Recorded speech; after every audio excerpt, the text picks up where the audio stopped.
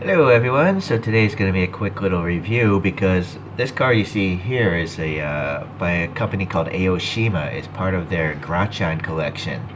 They have over 12 Grachan collection series, and so I can't remember when this particular casting came out, but I did a review of it back on March 28th, 2021, talking about this. This is the second generation Toyota Celica XX, or also known as a Toyota Celica Supra.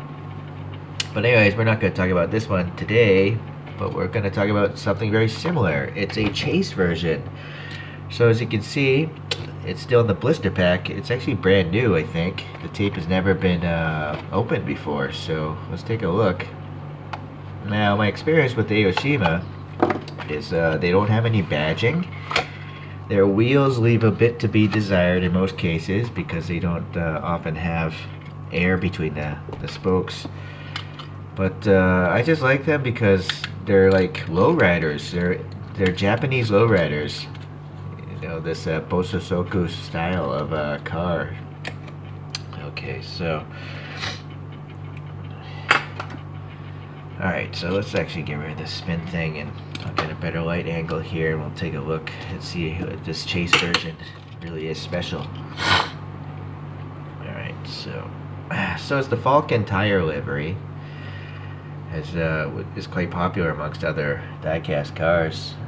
You know, you can find this livery on almost anything nowadays, even American cars. But yeah, look at this. It seems like there's some paint rash right there in the door or something like that. So that's too bad. But these wheels are pretty nice. They're kind of like stamped steel wheels, but they're so deep that they're not your typical stamped steel wheels. It's like they're looking retro, but they're clearly custom. Like retro stock custom, I guess would be a way to describe it. Okay, but anyways, the printing between the blue and the green is pretty nice. Yeah, I'm trying to see what they did. I think they painted the green first, then they painted the blue after, but only like a line. I can see like a line there, and then they printed on this blue graphic on top of the two, because you can see a little bit of blue height there. So that's interesting. It's a lot of work.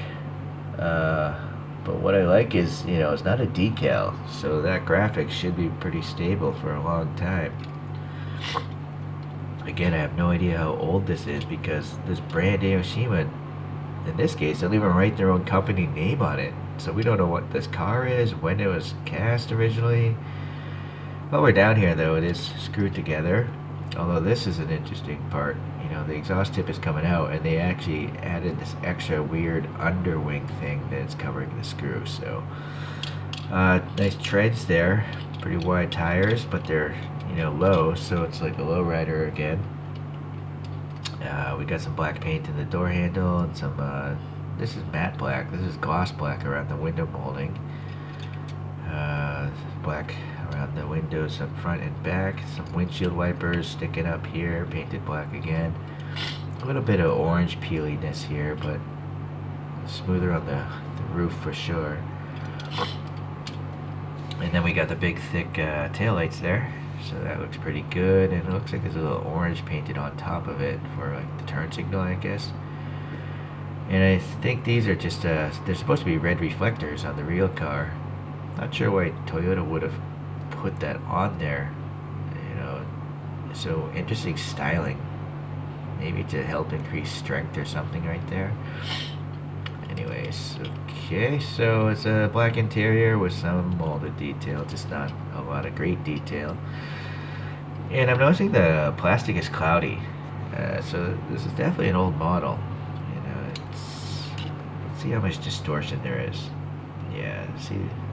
It's actually not the worst molded window I've seen, but it's definitely not very clear. At least trying to look through two pieces. Okay, so, well, it's interesting. I like it. You'll see these, it has these tiny, you know, plastic inserts for the turn signals up there and the running lights there, so that's good. This is the kind of stuff I don't know why the other brands aren't putting on that first generation NSX that I see from Ignition Model and from TLV and Hobby Japan. They just painted their lights there. It's pretty lazy. It can obviously be done with real plastic. Alright, so that's it. It's a pretty short one. Yeah, I'm pretty happy with it. Just to compare the two, you know, this is the stock release. It's got these flat disc wheels, and then you got this one, the more stamped steel style. This is still a cool car, but you'll see like it's got some weird casting issues there. I think that's where like the sprue is, and it gets trimmed off. Where it's very sunken in on that side, and then on this side, this one's got a little chunk of metal or something showing there. So, okay, well anyways, they're both pretty cool cars. I think I like the Falken livery more. It's just a more complex, you know, looking paint process. But there's nothing really wrong with this either, because it's got silver and purple. It's a nice purple as well. Alright, let's put them on the spin thing actually. Got some allergies here today, or cat hair got on my nose, probably that. Alright, so yeah, I continue to slowly fill out my Aoshima Grachan collection. I know there's at least 2 castings that are missing from my collection. One is a Mazda RX-3, and then the other one I know is Skyline Hakusoka, and it's just, I can't describe it. There's so many variations that Aoshima has done, but one day I'll get one of those, and then I'll probably do a video of all the castings.